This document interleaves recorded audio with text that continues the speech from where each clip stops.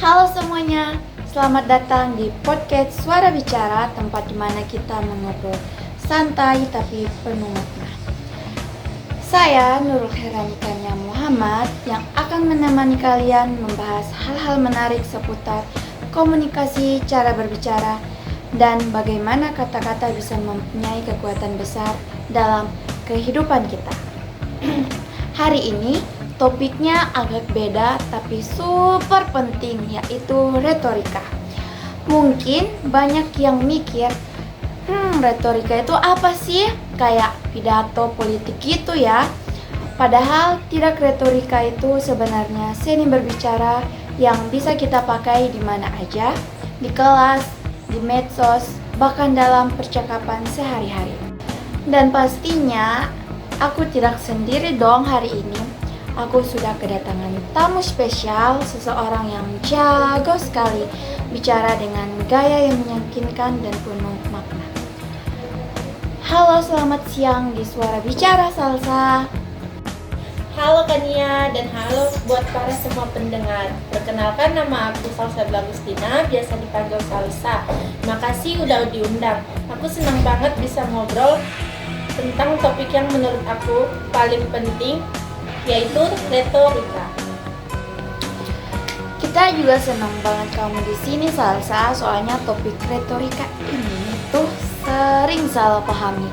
Banyak yang kira cuman buat orang yang suka pidato, padahal sebenarnya semua orang tuh udah pakai retorika. Cuman kadang tidak sadar aja. Nah, di episode ini kita bakal membahas apa itu retorika, kenapa penting, dan bagaimana cara kita pakai retorika untuk jadi komunikator yang lebih baik. Salsa, buat pembuka nih, sebenarnya apa sih retorika itu? Retorika itu merupakan seni berbicara yang tujuannya memengaruhi atau meyakinkan orang lain, tapi bukan manipulasi. Ya, lebih ke cara menyampaikan pesan biar bisa diterima dengan baik. Wah, keren banget. Jadi intinya bukan cuma pintar ngomong ya, tapi juga tahu bagaimana cara bicara dengan niat yang baik. Berarti semua orang perlu belajar retorika dong. Banget, karena setiap hari kita ngomong, misalnya di kelas, di medsos, atau pas curhat. Kalau bisa ngomong dengan retorika yang baik, hidup tuh lebih gampang. Setuju banget, kadang satu kalimat bisa membuat suasana enak. Tapi kalau salah ngomong bisa ribut seminggu tahu. Banyak yang bilang retorika cuman buat politikus atau pembicara, benar nggak tuh? Enggak juga, semua orang pakai retorika, cuman kadang gak sadar aja. Bahkan jualan online pun butuh retorika biar produknya laku. Iya juga ya, berarti kalau caption jualan lucu dan meyakinkan itu udah bentuk retorika dong. Menurut kamu, retorika itu lebih penting diisi omongan atau cara penyampaian? Dua-duanya penting, isi tanpa penyampaian yang baik bisa kehilangan makna, tapi penyampaian tanpa isi juga bisa kosong. Wah, dalam banget tuh. Jadi bukan cuma apa yang dikatakan, tapi juga bagaimana yang dikatakan. Aku sering dengar istilah etos, patos, logos. Itu apa sih sebenarnya? Itu 3 unsur utama retorika dari Aristoteles. Etos itu kredibilitas, patos itu emosi, dan logos itu logika. Wah, klasik banget, tapi masih relevan ya. Jadi kayak resep lengkap biar orang percaya dan nyambung sama apa yang kita omong. Bisa kasih contoh penerapan etos, patos, logos di kehidupan sehari-hari nggak? Misalnya ngejak teman buang sampah di tempatnya. Etos, aku juga udah mulai dari diri sendiri kok. Patos, bayangin kalau anak kecil nanti hidup di tumpukan sampah. Logos, 80% banjir disebabkan sampah plastik.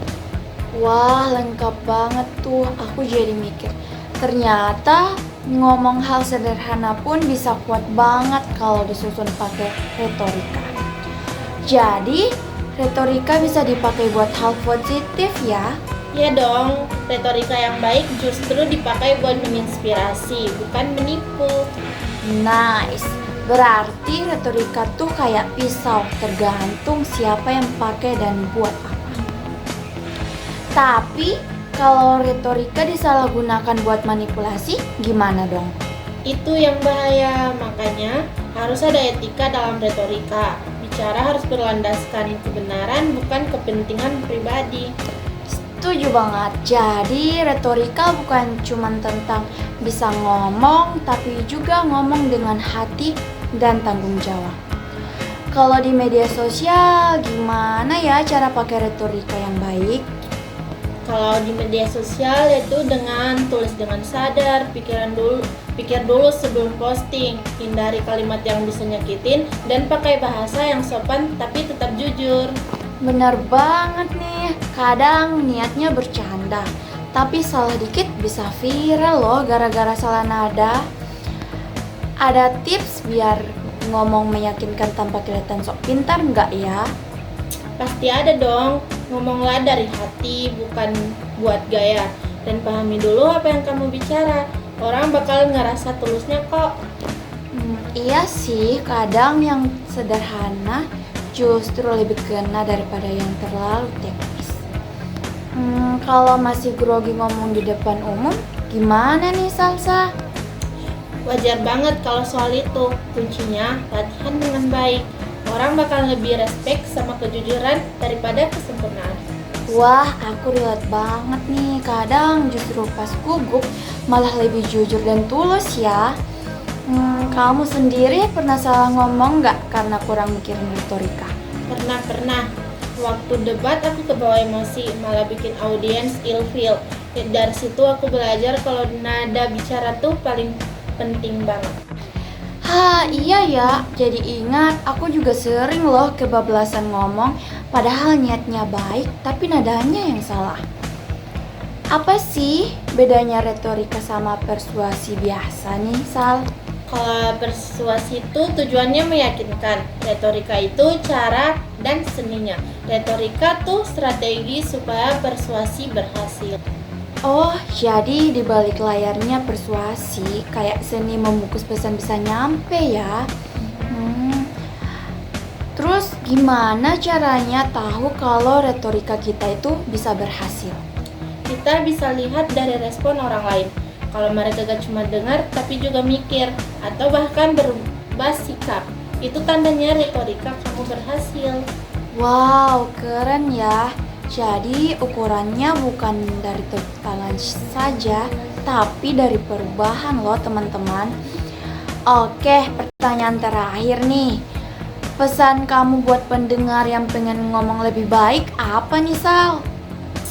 Mulailah dengan mendengar lebih baik, karena retorika sejati bukan tentang siapa yang paling banyak bicara, tapi siapa yang paling banyak memahami. Wah, indah banget ya teman-teman. Jadi kesimpulannya ngomong itu seni, tapi mendengar adalah kebijaksanaan. Wah, terima kasih banget nih Sal, udah ngobrol seru hari ini. Aku yakin pendengar jadi makin sadar kalau retorika itu bukan cuma soal gaya ngomong, tapi soal niat dan makna di balik kata. Sama-sama Kania. Semoga di sini semua yang dengar bisa mulai ngomong dengan sadar dan penuh empati ya. Amin. Oke guys, sampai ketemu di episode selanjutnya. Jangan lupa kata punya kekuatan, jadi pakai dengan hati. Bye bye.